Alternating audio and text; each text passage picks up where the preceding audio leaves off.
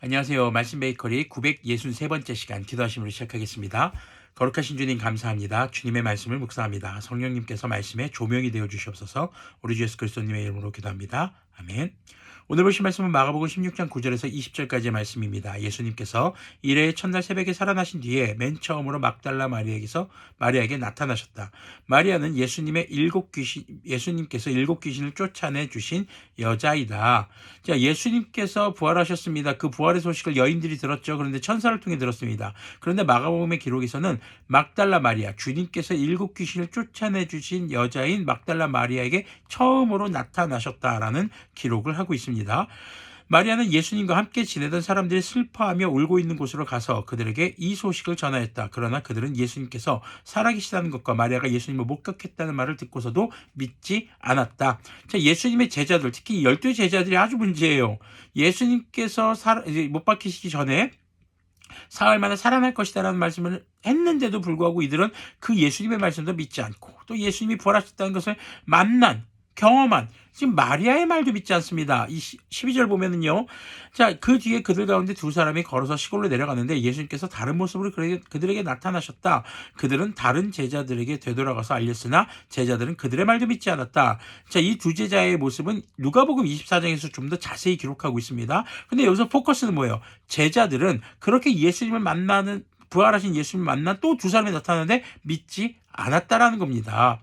자, 이제 14절을 보니까요. 그 뒤에 11 제자가 음식을 먹을 때에 예수님께서는 그들에게 나타나셔서 그들이 믿음이 없고 마음이 무딘 것을 꾸짖으셨다.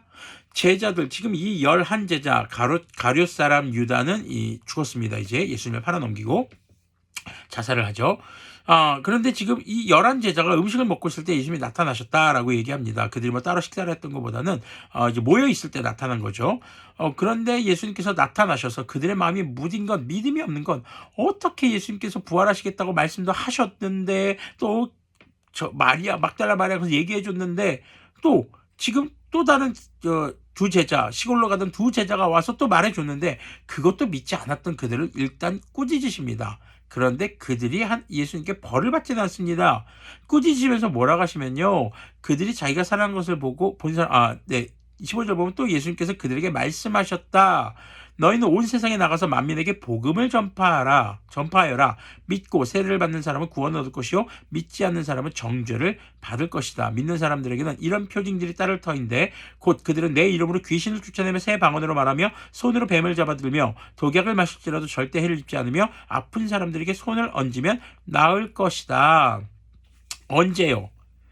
지금 이런 믿는 사람들에게는 한마디로 복음이 전해지는 곳에 이런 놀라운 기적들이 일어난다라는 것입니다.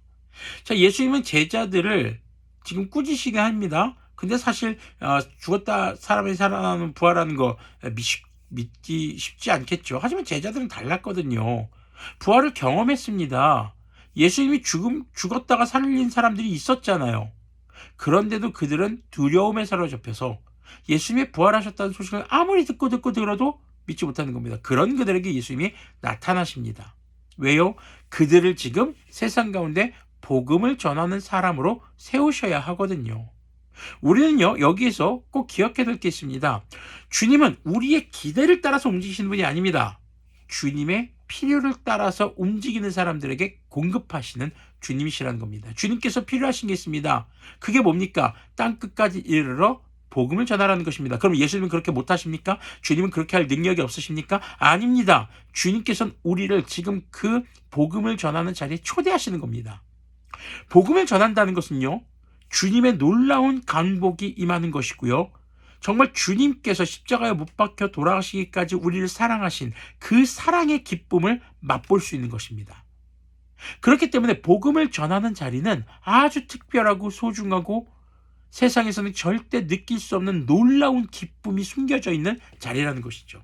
그 자리에 우리를 초대하기를 원하신 분이 주님이신 겁니다. 그래서 우리가 기대하는 것을 주님께서 원하시는 분이 아니라 주님께서 필요하신 것을 이루실 때, 즉 주님의 말씀을 이루실 때 주님의 뜻이 이루어지는 그곳에 놀라운 주님의 일들이 일어난다라는 것이죠. 이것이 순서가 뒤바뀌면요, 내 욕심으로 예수님을 이용하려는 사람이 될 뿐인 것이죠. 내게 특별한 내 기대가 이루어지지 않아도 주님께서 내게 하신 말씀 땅끝까지 이르러 증인이 되라 라고 하신 모든 그리스도인들에게 주신 말씀, 이 말씀을 이루며 살아가는 사람들에게는 주님께서 그때그때 필요한 것을 공급해 주신다라는 것입니다. 19절 계속 보면요. 주 예수님께서 그들에게 말씀하신 뒤에 하늘로 들려 올라가셔서 하나님의 오른쪽에 앉으셨다. 그들은 나가서 곳곳에서 복음을 전파하였다. 주님께서 그들과 함께 일하시고 여러 가지 표적이 따르게 하셔서 말씀을 확증하여 주셨다. 지금 주님께서 그들과 함께 하셨다. 어떻게요? 어떤 그들이요? 복음을 전하는 제자들이요.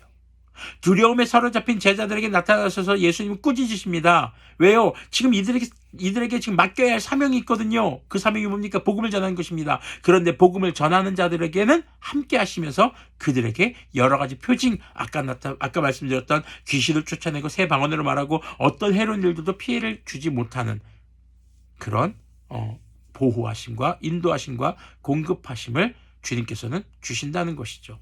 우리가 신앙생활을 하면서 주님 앞에 어떤 기대로 나오셨는지는 저도 잘 모르겠습니다. 그런데 주님께서는 우리의 기대나 바람을 들어주시는 분이 아니라 주님께서 우리에게 원하시는 일을 할 때, 우리가 순종할 때, 복음을 전할 때, 생명을 전할 때 거기에 필요한 것들을 공급하시고 길을 열어가신다는 것입니다. 이 말은요, 내가 하나님께 간절히 기도했는데 내게 주시지 않으셨다? 그렇다면 지금 필요하지 않거나 아니면 필요하지 않기 때문인 것을 우리는 믿음으로 살아간다는 것이죠.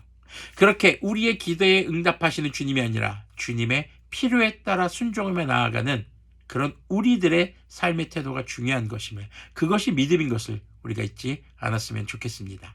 기도하겠습니다.